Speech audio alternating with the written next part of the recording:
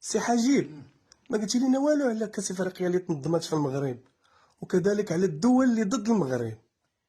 بالنسبة للتنظيم ديال كأس افريقيا في المغرب، انا ما عندي ما غنقول لان الدول كلها كتشهد بالمجهودات اللي قام بها المغرب في هذا المجال هذا. كذلك راه كتشهد الفريق الوطني ديالنا بالالتزامات ديالو، بالادب ديالو، بالخلق ديالو، وبالاداء النظيف.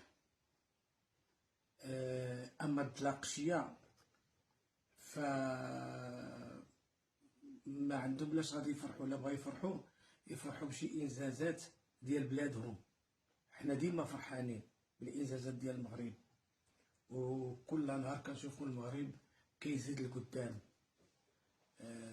هاد طرا ليهم بحال هذيك اللي خلات راجلها مغسل مكفن ومشات كتبارك للحسن. غادي يفرحوا علاش غادي يفرحوا؟ هما باقيين خدامين بالادوات ديال عام اش غادي.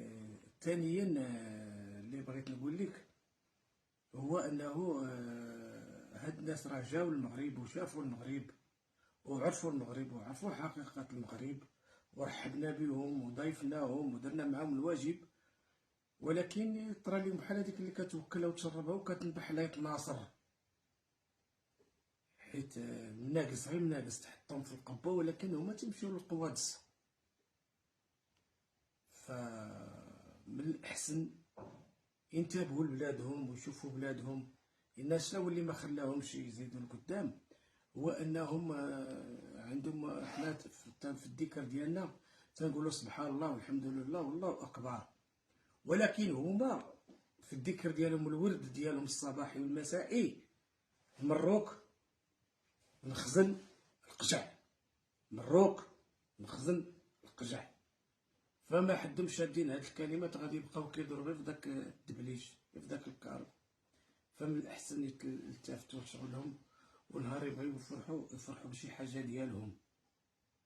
فهمتي؟ اما المغرب فرحان ديما الحمد لله، وهذيك هي واحد الجلده منفوخه بالهواء.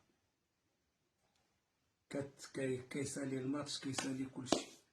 راه نهضروا على اللي كاين، وراه نهضروا على اللي حاضر، وراه نهضروا على المعيشه اليوميه. بدا قتل